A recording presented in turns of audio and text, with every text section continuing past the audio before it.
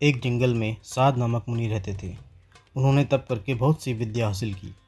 एक दिन ध्यान लगाने के बाद जब उनकी आंखें खुली तो उनके हाथ में आसमान से गिलहरी आ गिरी।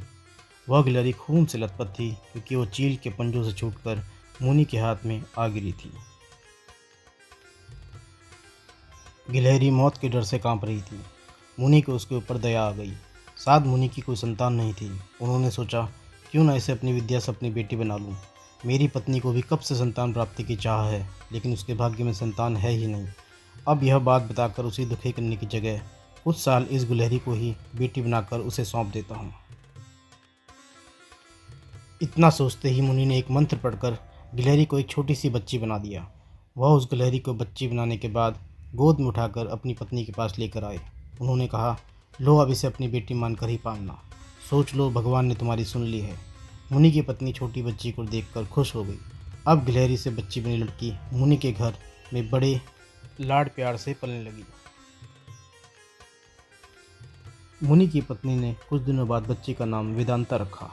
मुनि और मुनि की पत्नी दोनों ने बड़े प्यार से वेदांता को पाला। मुनि को बहुत खुशी थी कि उसकी पत्नी को अपनी ममता लुटाने के लिए एक बेटी मिल गई है। कुछ समय के बाद उसकी परवरिश में मुनि भूल ही गए कि वो एक गिलहरी है। वेदांता को मुनि ने अच्छी पढ़ाई लिखाई करवाई। देखते ही देखते वेदांता 16 साल की हो गई। अब मुनि की पत्नी को अपनी सुंदर बेटी की शादी करवाने की चिंता होने लगी। उन्होंने यह बात मुनि से की। अपनी बेटी की तरफ देखते हुए मुनि को भी लगा कि अब इसका विवाह हो जाना चाहिए। मुनि ने अपनी पत्नी से कहा कि तुम चिंता मत करो, मैं इसके लिए एक योग्य वर ढूंढ लूँगा। मुनि को लगा कि मेरी बेटी बहुत सुंदर है और उसकी शिक्षा दीक्षा भी अच्छी हुई है, इसलिए उन्होंने अपनी सिद्धि से सूर्यदेव को पुकारा। सूर्यदेव ने मुनि को प्रणाम करके बुलाने की वजह पूछी। तब मुनि ने कहा, मेरी बेटी विवाह के योग्य हो गई है और मैं चाहता हूँ कि आप इसके पति बने। सूर्यदेव ने कहा, आप एक बार अपनी पुत्री से पूछ लीजिए, अगर उसे मंजूर है तो मेरी तरफ से भी हाँ है। तब वेदांता बोली, पिताजी यह तो बहुत गर्म है, मैं इनके पास नहीं जा पाऊंगी और ना ही इन्हें देख पाऊंगी। मुनि ने वेदांता से कहा, कोई बात नहीं पुत्री, हम दूसरा वर देख लेंगे। तब सूर्यदेव ने कहा, हे मुनिवर, मुझसे श्रेष्ठ बादल हैं, आप उनसे बात कीजिए, वह मेरे प्रकाश को भी ढक देते हैं। मुनि ने बादल को याद किया। बादल गरजते हुए मुनि के पास पहुँचे और उन्हें नमस्कार किया। इस बार मुनि ने सीधे वेदांता से पूछा, पुत्री क्या तुम्हें यह वर पसंद है?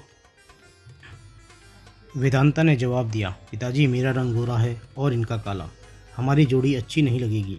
तब बादल ने मुनि से कहा, आप पवनदेव को बुलाइए, वो मुझसे श्रेष्ठ हैं और उनमें मुझे उड़ाकर इधर से उधर ले जाने की ताकत है, अतः वह मुझसे श्रेष्ठ हैं।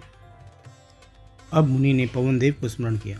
पवनदेव के आते ही मुनि ने अपनी बेटी से पूछा, क्या आपको यह वर पसंद है?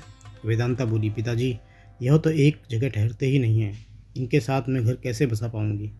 इस बार मुनि ने पवनदेव से पूछा, मुझे अपनी पुत्री के लिए वर की तलाश है, आप बताइए कि आपसे श्रेष्ठ कौन है? पवनदेव ने जवाब दिया, मुनिवर आप पर्वत को बुला सकते हैं, वह मेरा रास्ता रोक देते हैं, वह मुझसे भी श्रेष्ठ हैं। तुरंत मुनि ने पर्वत को पुकारा। पर्वत को देखते ही वेदांता बोली, पिताश्री यह तो पत्थर हैं, इनका दिल भी पत्थर का ही होगा, इनसे विवाह कैसे हो पाएगा पिताजी? तब मुनि ने हाथ जोड़कर पर्वतदेव से पूछा, हे पर्वतदेव आपसे श्रेष्ठ कौन है? पर्वतराज ने जवाब दिया, हे मुनि, चूहा मुझ में छेद कर देता है, अतः इस आधार पर वह मुझसे श्रेष्ठ। इतना कहते ही पर्वतदेव के कान से चूहा नीचे कूदा। वेदांता ने चूहे को जैसे ही देखा वह खुशी के मारे उछल पड़ी। उसने कहा, पिताजी यही मेरा वर बनना चाहिए, मुझे यह बहुत पसंद है, इसकी पूंछ कान सब कुछ कितना प्यारा है।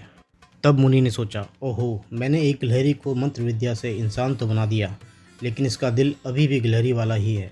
मुनि ने तुरंत ही वेदांता को गिलहरी बनाया और उसका विवाह चूहे से करवा दिया। विवाह के बाद दोनों खुशी खुशी रहने लगे।